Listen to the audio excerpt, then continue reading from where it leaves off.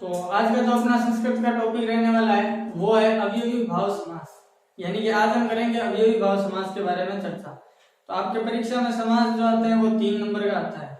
संधि हमने पिछली क्लास के अंदर की थी, वो 4 नंबर की आती है। अब हम करेंगे अवयवी भाव समास जो आपकी परीक्षा में 3 नंबर का आता है, जिसका शॉर्टकट से शॉर्टकट जो तरीका है उस तरीके से मैंने खोज के लिए निकाला है सब कुछ। ठीक है, तो शॉर्टकट मेथड जो है वो यहाँ पर लिखा हुआ है, जिससे आपको याद करने में आसानी होगी कि कौन से इस अवयवी भाव समास के अंदर ये उपसर्ग चलते हैं। ये 6 के 6 उपसर्ग जो है यही आपके कोर्स में है, इसके अलावा कोई भी नहीं है। तो ये 6 आप यदि याद करके चले जाओगे अच्छी तरीके से, यदि 6 नियम आपको याद हो जाएंगे तो आपके 3 नंबर पक्के हैं, कहीं नहीं जाएंगे। और जो एग्जाम्पल में जो उदाहरण आते हैं, यानी कि जो एग्जाम्पल की दृष्टि से मोस्ट एग्जाम्पल्स है वो मैंने यहाँ पर आपको करवा रखे हैं। तो अब देखो यहाँ पर हम इसका विग्रह करना सीखेंगे कि समास से विग्रह कैसे करते हैं, और यदि आपको विग्रह दिया हुआ आ जाए तो उससे समस्त पद कैसे बनाएंगे। दोनों यहाँ पर हम सीखेंगे कि समस्त पद से विग्रह कैसे होता है और विग्रह से समस्त पद कैसे बनता है।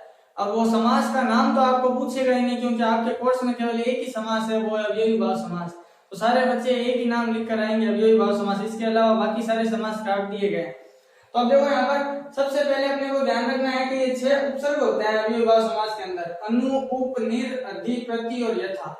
ये 6 है, जिसमें से जो समान रूल वाले चलते हैं उसके अंदर यदि हम देखें तो ये 3 है। देखो इस तीनों के अंदर षष्ठी विभक्ति लगती है, तीनों के अंदर षष्ठी विभक्ति लगेगी। देखो अनु, उप, निर, अनु, उप, निर, अनु, उप, निर, तीनों में षष्ठी विभक्ति लगेगी। अब षष्ठी विभक्ति का मतलब क्या आता है तो जब हम करेंगे समझ में आ जाएगा। तीनों में षष्ठी विभक्ति लगेगी, बस फर्क इतना ही है कि इन दोनों में एक वचन लगेगी और इस एक में बहुवचन आएगा। इसमें बहुवचन और इसमें एक वचन लगेगी, तीनों में षष्ठी विभक्ति लगेगी। अब ऊपर के 3 एक जैसे और नीचे के 2 एक जैसे, दोनों में द्वितीय विभक्ति। बच गया अधि, अधि के अंदर आती है सप्तमी विभक्ति और पास में जो जुड़ता है वो इति है। अब प्लस के साथ में जो मेरे जोड़े हुए हैं वो आपको उपसर्ग की जगह पर लगाना है, यानी कि जहां पर उपसर्ग लिखा हुआ होगा उसकी जगह पर आपको या तो योग्यम लगाना पड़ेगा या पश्चात लगाना पड़ेगा, या समीपम या अभाव या इति या प्रति या अनतिगम्य। वो डिपेंड करेगा कि वहां पर उपसर्ग कौन सा है। ठीक है, तो अब देखो यहाँ पर पहला रूल जो है वो अनु वाला है। अनु वाला रूल जो है वो क्या कह रहा है कि षष्ठी विभक्ति एक वचन प्लस योग्यम और पश्चात, यानी कि इसके अंदर 2 रूल लगते हैं कि या तो आपको योग्यम लगाना है या आपको पश्चात लगाना है अनु की जगह। लेकिन कहां पर योग्यम लगाना होगा और कहां पर पश्चात लगाना होगा तो वो जब हम एग्जाम्पल करेंगे तो अपने ध्यान में आएगी बात। तो पहला आपने को दे रखा है अनुरूपम। तो यहाँ पर देखो विग्रह कैसे करना है। तो जो मूल शब्द है यहाँ पर रूप है, मूल शब्द क्या है यहाँ पर रूप है। तो इस रूप को जब हम एक वचन में बदलेंगे, यानी कि षष्ठी विभक्ति के एक वचन में बदलेंगे, तो ये जो रूप है ये रूपस्य हो जाएगा। रूप क्या हो गया? रूपस्य। तो षष्ठी विभक्ति एक वचन का मतलब बस यही है कि जो मूल शब्द है उसके पीछे श जोड़ दो। क्या जोड़ दो? श जोड़ दो। सिंपल सी बात है, जो मूल शब्द है उसके पीछे स जोड़ दो और जो उपसर्ग आया इसका अर्थ क्या है तो देखो प्लस के पीछे या तो योग्यम लगाना है या पश्चात लगाना है। तो अनु का या तो योग्यम लगाओगे या पश्चात लगाओगे। योग्यम का मतलब क्या, उसके योग्य होना चाहिए, और पश्चात का मतलब हो गया बाद में या उसके पीछे। ठीक है, तो यहाँ पर देखो अनुरूपम, यहाँ पर हम कह सकते हैं कि रूप के योग्य, या तो हम बोलेंगे रूप के योग्य या रूप के पश्चात। सेठ कौन सा बैठ रहा है? सेठ बैठ रहा है रूप के योग्य। तो यहाँ पर हम लगाएंगे रूपस्य योग्यम। तो इसका विग्रह हो गया रूपस्य योग्यम। पहचान क्या होगी इसकी? पहचान होगी योग्यम और पश्चात। यदि आपको विग्रह दिया हुआ है उससे समस्त पद पूछे और योग्यम और पश्चात लिखा हुआ जाए विग्रह के अंदर, तो आपको याद आना चाहिए कि वहां पर उपसर्ग अनु लगेगा। ठीक है, यदि इससे यह शब्द बनाना है तो वापस योग्यम की जगह आगे अनु लिख दो और रूपस्य का क्या बना दो? रूपम बना दो। अब आप अपने पास है अनुगुणम। तो देखो अनुगुणम के अंदर क्या करना है, तो यहाँ पर देखो इसके अंदर अनु है और गुणम है। गुण मूल शब्द है, यहाँ पर गुणम के अंदर गुण मूल शब्द है, तो गुण का क्या हो जाएगा? गुणस्य। गुण का क्या हो गया? गुणस्य हो गया। लेकिन पीछे योग्यम लगाना है या पश्चात लगाना है, तो या तो हम बोलेंगे गुण के योग्य या गुण के पश्चात। यहाँ पर सेठ बैठा कौन सा है? गुण के योग्य, यानी कि जिनमें गुण है वो गुण योग्यम, गुणस्य योग्यम। अब देखो तीसरा है अनु विष्णु। यहाँ पर अपने को ये ध्यान रखना है कि इसकी थोड़ी सी जो ट्रिक है वो ये काम करती है कि यदि किसी का नाम आ जाए और उसके आगे अनु लगा हुआ है तो आपको पश्चात लगाना है, आपको ये योग्यम नहीं लगाना। जैसे विष्णु आ गया, गंगम आ गया, जैसे यहाँ पर विष्णु आ गया, गंगम आ गया, तब यहाँ पर पीछे पश्चात लगाओगे, योग्यम नहीं लगाओगे। और यदि किसी का नाम नहीं है तो आपको योग्यम ही लगाना है। ध्यान में आई बात या नहीं आई? अब देखो आगे वाला उदाहरण करते हैं। आगे वाला है अपने पास विष्णु, अनु विष्णु, तो यहाँ पर अनु की जगह जो आएगा वो पश्चात आएगा। पश्चात क्यों आया भाई? क्योंकि यहाँ पर नाम आया है। ध्यान रख लेना, नाम आए ना, और नाम आए और उसके आगे यदि अनु उपसर्ग लगा हुआ है तो आपको अनु की जगह पश्चात लगाना है पीछे, और जो विष्णु है उस विष्णु का हो जाएगा विष्णु। क्या हो जाएगा? विष्णु। तो यहाँ पर हो गया विष्णु पश्चात।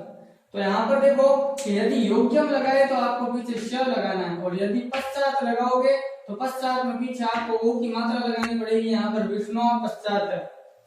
तो यहाँ पर देखो अनुगंगम, तो गंगा यहाँ पर मूल शब्द है, गंग कोई शब्द नहीं होता, यहाँ पर होगा गंगा, तो गंगा मूल शब्द है। और यहाँ पर यदि हम षष्ठी विभक्ति लगाएंगे, षष्ठी विभक्ति एक वचन लगाएंगे तो ये क्या हो जाएगा? षष्ठो। क्या हो गया ये? सॉरी, षष्ठो क्या? गंगा, गंगा का क्या हो जाएगा? गंगो। गंगा का हो गया गंगो, और अनु का पीछे क्या आ जाएगा? पश्चात। तो यहाँ पर आ गया गंगो पश्चात। अब देखो दूसरा वाला जो है वो है अपने पास उपसर्ग के अंदर क्या होता है? तो षष्ठी विभक्ति लगती है, षष्ठी विभक्ति एक वचन और पीछे लगाना समीपम, यानी कि योग्यम वाला सेम रूल आ गया है। यहाँ पर जो योग्यम के साथ रूल चल रहा था वही सेम रूल है, बस आपको योग्यम की जगह समीपम लगाना है। तो जहां पर उप आ जाए वहां पर आपको समीपम लगाना है पीछे।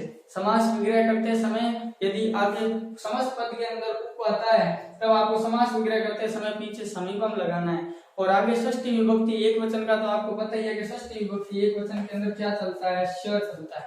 ये ऊपर हमने देखा था कि षष्ठी विभक्ति एक वचन के पीछे श जोड़ा जाता है, यहाँ पर भी श ही जोड़ना है। तो मूल शब्द देखो सबसे पहले कि मूल शब्द क्या है? कृष्ण। तो यहाँ पर है कृष्णस्य, क्या आ जाएगा? कृष्णस्य। तो यहाँ कृष्णस्य उप का क्या आ जाएगा? समीपम। तो यहाँ पर आ जाएगा कृष्णस्य समीपम। अगला उदाहरण देखो उपकंठम। तो यहाँ पर कंठ मूल शब्द है, तो कंठ का क्या हो जाएगा? कंठस्य। कंठस्य समीपम। ये तो आसान ही है, ज्यादा हार्ड नहीं है। इसमें दो रूल चलते हैं तो थोड़ा बहुत कंफ्यूजन चलता है कि योग्यम और पश्चात कहाँ लगाना है। उप का एकदम सरल है कि उप का है तो समीपम लगाना है, और कृष्ण का आपको षष्ठी विभक्ति एक वचन में बदलोगे तो कृष्णस्य। उपरामम। उपरामम का मतलब क्या होता है? तो उपरामम का मतलब होगा, देखो राम यहाँ पर मूल शब्द है तो राम का क्या हो जाएगा? रामस्य। राम का हो गया रामस्य। उप आ गया है तो पीछे आपको लगाना है समीपम। देखो याद करनी पड़ेगी ये बातें, ये जो रूल है ये आपको याद करने पड़ेंगे, थोड़ी बहुत तो मेहनत करनी पड़ेगी। ये जो लिखा हुआ है वो अच्छी तरीके से स्क्रीनशॉट ले लेना और अपनी कॉपी में उतार लेना, जिससे आपको समास अच्छी तरीके से समझ में जाएगा। और ये एग्जाम्पल जो है वो एकदम मोस्ट इंपोर्टेंट एग्जाम्पल है, हो सकता है कि यही एग्जाम्पल आपको पेपर में देखने को मिले। ठीक है, तो अब देखो आगे वाला जो रूल है, उप वाला रूल हो गया अपने। अब देखो आगे वाला जो रूल है वो क्या कहता है? निर। निर के अंदर क्या होता है? तो षष्ठी विभक्ति तो आएगी लेकिन साथ में एक वचन की जगह क्या आएगा? बहुवचन आएगा। षष्ठी विभक्ति बहुवचन प्लस में अपने को जोड़ना है अभाव। क्या जोड़ना है? अभाव। तो उप आए तो समीपम, अनु आए तो योग्यम या पश्चात, और यदि निर आए तो आपको जोड़ना है अभाव। निर का मतलब जिसमें नहीं है, निर का मतलब नहीं, जिसका अभाव है जिस चीज में। जैसे निर्जनम, तो यहाँ पर जन का अभाव है। निर्धनम यानी कि धन का अभाव है। निर्जलम यानी कि जल का अभाव है। तो इस प्रकार से जहां पर निरुपसर्ग लगता है उसका मतलब है अभाव, जो चीज उसमें नहीं है या कम है उसका अभाव है वहां पर। अब देखो यहाँ पर इसका संधि विच्छेद कैसे करेंगे? तो षष्ठी विभक्ति बहुवचन लगाना है, और षष्ठी विभक्ति बहुवचन के पीछे लगाते हैं तो यहाँ पर श नहीं जुड़ेगा, यहाँ पर नाम जुड़ेगा। क्या जुड़ेगा? नाम। लेकिन एक दो एग्जाम्पल ऐसे हैं जो थोड़े से अलग है, तो वो देखो वो आपको रटने पड़ेंगे, दूसरा कोई याद नहीं उसका। जैसे यहाँ पर देखते हैं निर्जनम। तो निर्जनम, तो यहाँ पर जो अपना मूल शब्द है वो मूल शब्द क्या है? निर आपको आगे उपसर्ग दिख रहा है। निर आपको आगे उपसर्ग दिख रहा है कि नी आधा र जो है वो ज पर चला गया है, क्योंकि र आधा होता है। देखो निर उपसर्ग के अंदर र आधा होता है। तो जन यहाँ पर मूल शब्द है, और जन के पीछे जब हम नाम लगाएंगे तो यह हो जाएगा जनानाम। क्या हो जाएगा? जनानाम। जनानाम, सॉरी जनानाम। एक ही ऐसा शब्द है ये जिसके पीछे नाम आता है, नहीं तो सबके पीछे नाम ही आएगा, ध्यान रख लेना। लेकिन एक ही ऐसा शब्द है जिसके पीछे नाम आता है, क्योंकि सही शब्द संस्कृत में जना नाम होता है, जना नाम नहीं होता है। तो यहाँ पर आएगा जना नाम, और निर का मतलब क्या हो जाएगा, अभाव। तो यहाँ पर आ जाएगा निर जना नाम अभाव। दूसरा एग्जाम्पल देखो, दूसरा है निर्धन। तो यहाँ पर निर्धन है तो धना नाम नहीं होगा यहाँ पर, और ना ही धना नाम होगा, यहाँ पर होगा धनस्य, धनस्य अभाव। इसका संधि विच्छेद देखते हैं तो निर्जलम, तो यहाँ पर भी वही लगेगा जो ऊपर लगा था। जैसे यहाँ पर जला नाम नहीं होता, जला नाम में होता है क्या, जला नाम, जला नाम, ऐसा कोई शब्द नहीं है। तो यहाँ पर ये जल की जल यहाँ पर मूल शब्द है, तो इसका आ जाएगा जलस्य, यहाँ पर आ जाएगा जलस्य अभाव। अब अगला देखते हैं तो निर्मनुष्य, यहाँ पर क्या आ गया, निर्मनुष्य। तो निर्मनुष्य के अंदर यदि हम देखते हैं तो आगे निर उपसर्ग है, और जब निर उपसर्ग हो तो पीछे तो अभाव आएगा, ये तो अपने को पता लग गया कि निर आगे आए तो पीछे अभाव ही आएगा। लेकिन मनुष्य का क्या बदलेगा, तो षष्ठी विभक्ति बहुवचन, यानी कि पीछे नाम जुड़ जाएगा। तो यहाँ पर आ जाएगा मनुष्याणाम, क्या हो जाएगा, मनुष्याणाम। मनुष्य मूल शब्द था, इसका हो गया मनुष्याणाम, तो मनुष्याणाम अभाव। तो इसके 4 एग्जाम्पल है, ये भी एग्जाम्पल अपने को ध्यान में रखने हैं। तो आपके सिलेबस के हिसाब से, आपके पाठ्यक्रम के हिसाब से ये एग्जाम्पल भी सफिशिएंट है, और ये एग्जाम्पल आप समझ के जाओगे तो और ही अच्छी बात है, जिससे आपको ये शॉर्टकट ट्रिक यदि याद कर लोगे तो ये एग्जाम्पल करने आपके लिए आसान हो जाएंगे। अब यदि हम चौथा देखते हैं तो चौथे के अंदर देखो प्रति, प्रति उपसर्ग अपने सामने आया है। तो प्रति के अंदर क्या करते हैं, द्वितीय विभक्ति को 2 बार लिखेंगे, द्वितीय विभक्ति को 2 बार लिखेंगे, प्लस वैसा का वैसा सब लिख देंगे। यानी कि जो इस प्रति उपसर्ग के अंदर आगे प्रति तो आएगा ही, तो उसको वैसा का वैसा लिखना है पीछे, और द्वितीय विभक्ति 2 बार चलेगी। द्वितीय विभक्ति का मतलब हो गया कि जो शब्द दिया हुआ आएगा उसी को ही लिखना है, वापस कुछ नहीं करना है। देखो इसमें कुछ नहीं करना है, ये तो एकदम सरल है। इसके देखो प्रतिदिनम, तो यहाँ पर इस दिनम को 2 बार लिखना है, 2 से गुणा कराई है मैंने यहाँ पर, इसलिए दिनम। द्वितीय विभक्ति जो है उसको 2 बार लिखना है। तो द्वितीय विभक्ति का मतलब हो गया, यहाँ पर आएगा दिनम लिख दो आप, या ऐसे लिख दो या ऐसे ऊपर बिंदी लगा के लिख दो, दोनों एक ही बात है। तो यहाँ पर आ जाएगा दिनम दिनम प्रति, यानी कि इसको उल्टा करके लिखा और कुछ नहीं लिखा है। अब यहाँ पर आ गया प्रत्येकम। अब यहाँ पर देखो संधि लग रही है, यह संधि लग रही है यहाँ पर प्रति प्लस एकम, क्योंकि यहाँ पर आगे प्रति उपसर्ग है, लेकिन आपको पूरे शब्द के अंदर दिख रहा नहीं है। जैसे ही आप संधि विच्छेद करोगे तो आपको समझ में आएगा। तो यहाँ पर आ रहा है प्रति प्लस एकम, तो एकम मूल शब्द हो गया, तो यहाँ पर आप लिख सकते हो एकम, एकम प्रति, बस सिंपल सी बात है, ये तो एकदम सरल है। प्रति वाला तो द्वितीय विभक्ति 2 बार, फिर वैसा का वैसा सब लिखना है आपको, इसके अंदर तो वैसा का वैसा ही लिखना होगा। और यदि ये पूरा दिया हुआ है तो प्रति आगे ले आओ, प्रति आगे लाके उसमें एक जोड़ोगे तो प्रति प्लस एक संधि करनी होगी, प्रत्येकम हो जाएगा। और इसके अंदर देखोगे दिनम दिनम प्रति है तो प्रति आगे आ जाएगा और एक बार दिनम पीछे आ जाएगा। तो विग्रह से वापस समस्त पद बनाना सरल होगा जब आपको विग्रह पता होगा। समस्त पद का विग्रह कर लिया तो विग्रह से समस्त पद बना सकते हो, आपको कोई दिक्कत नहीं होगी। अब देखो अगला क्या है, अगला है यथाशक्ति। ये बहुत ज्यादा इंपॉर्टेंट है, परीक्षा के अंदर एक ना एक एग्जाम्पल इससे पूछा ही जाता है हर साल। यथाशक्ति, यथा योग्यम, यानी कि यहाँ पर जो उपसर्ग यूज हो रहा है वो हो रहा है यथा वाला। तो यथा जो है, यथा उपसर्ग के अंदर क्या रूल चलता है, द्वितीय विभक्ति प्लस अनति करनी है, यानी कि यथा की जगह अपने को पीछे लगाना है, अनति करनी है। उपसर्ग हमेशा आगे जुड़ता है लेकिन इसका अर्थ विग्रह करते समय हमेशा पीछे जुड़ता है। देखो प्रति जो आया था वो पीछे आया था विग्रह करते समय, यहाँ पर भी जो यथा आएगा इस यथा का जो अर्थ लिखा जाएगा वो पीछे ही लिखा जाएगा, शक्ति आगे लिखा जा सकता है। यहाँ पर भी यही हुआ था, देखो उप का जो अर्थ था समीपम वो पीछे लिखा गया है, यहाँ पर भी वही हुआ है। निर का जो अभाव था वो अभाव, निर का अर्थ होता है अभाव, तो ये पीछे लिखा गया था। तो समास विग्रह करते समय उपसर्गों के जो अर्थ हैं वो हमेशा पीछे लिखे जाते हैं, ये बात ध्यान में रख लेना। अब आगे अपने पास यथाशक्ति, तो यहाँ पर द्वितीय विभक्ति लगानी और द्वितीय विभक्ति में कुछ नहीं करना, शक्ति लिखा हुआ है शक्तिम कर दो। क्या कर दोगे आप, शक्तिम। तो आ जाएगा शक्तिम। और यथा का मतलब होता है अनतिकरणीय।